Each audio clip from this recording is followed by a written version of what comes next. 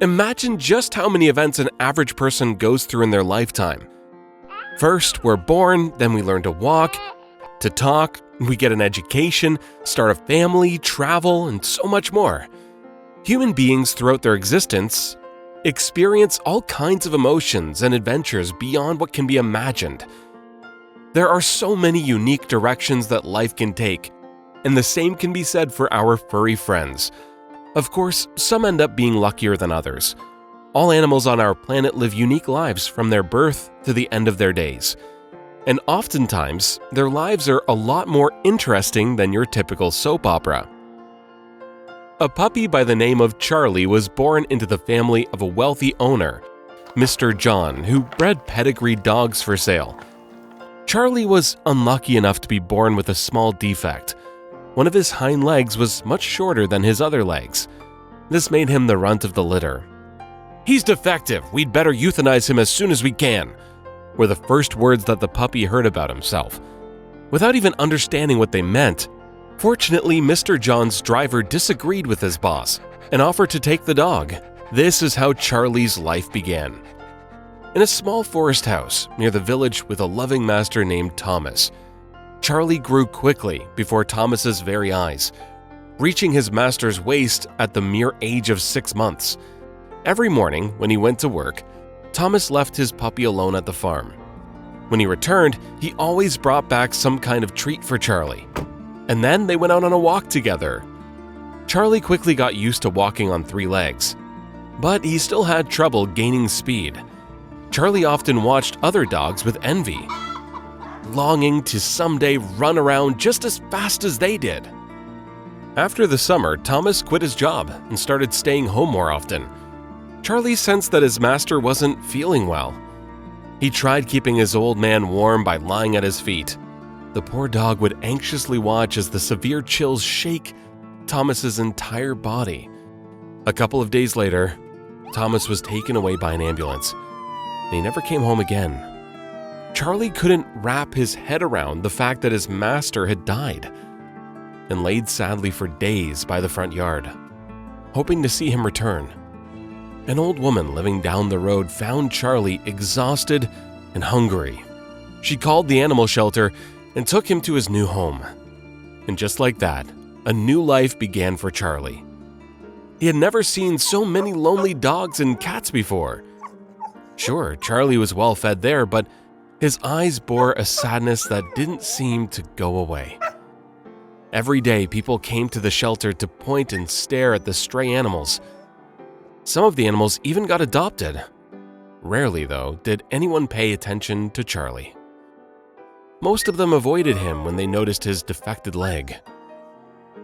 A couple of months later, a red car pulled up outside the gates of the shelter, and a young woman got out with her daughter, Olivia. Olivia waltzed happily through the shelter, checking out all the animals that barked and squeaked at her with their muzzles sticking out in between the cage bars. A few minutes later, Olivia stopped by Charlie's cage, watching the miserable dog wander quietly about. "Mom, look how sad he is. Let's take him home." "Oh, honey, but he's so big and he's limping.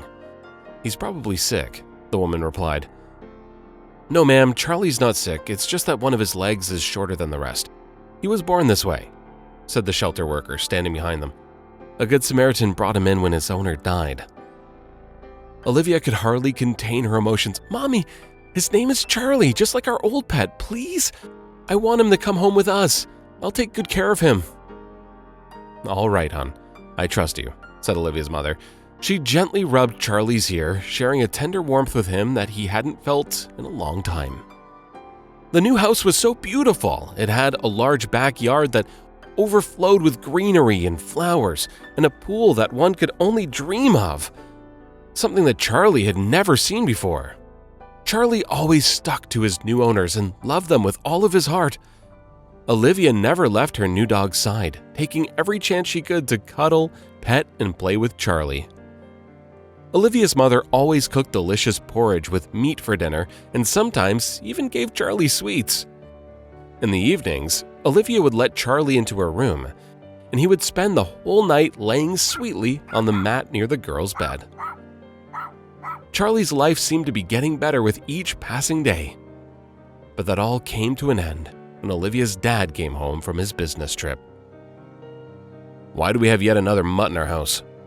the man cried aggressively at the sight of Charlie, who could immediately sense the stranger's unkind tone.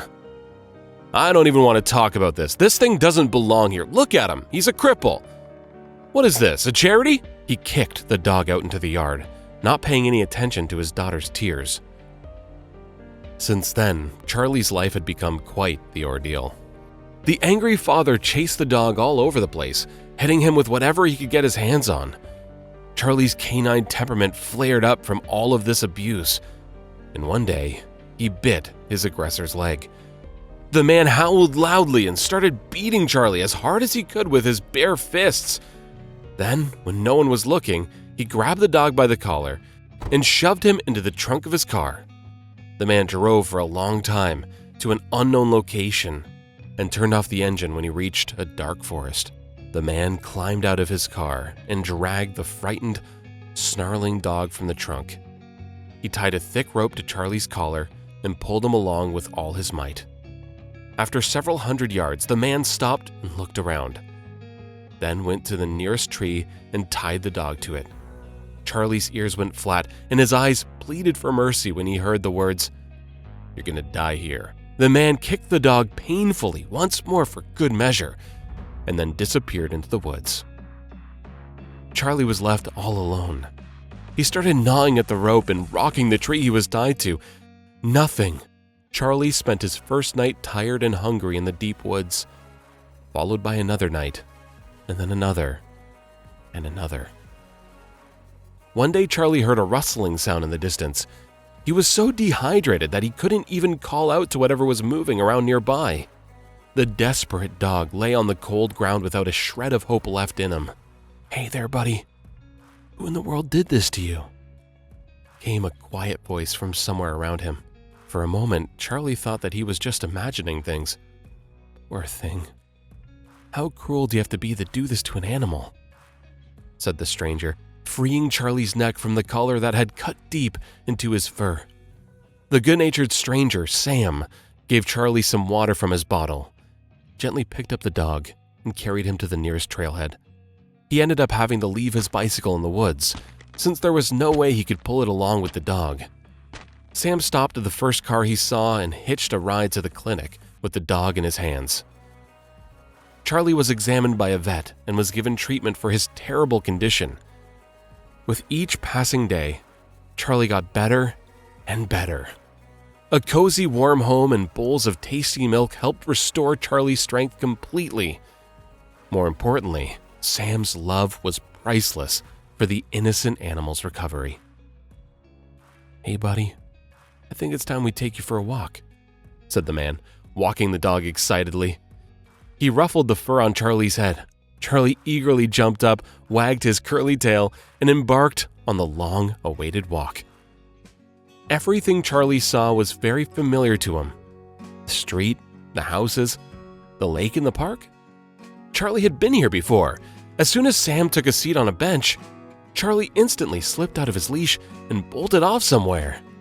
When Sam finally caught up with the dog, he saw a young girl with her arms around Charlie's neck, along with a young woman standing nearby.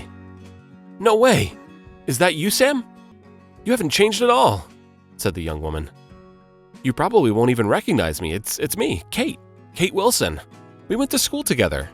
This is my daughter, Olivia, and our beloved dog, Charlie." Sam didn't speak for a few moments. He was trying to piece together everything that was happening. "Huh?" Sam said slowly. "Yeah, it's been a long time, Kate. I didn't recognize you. How's it going?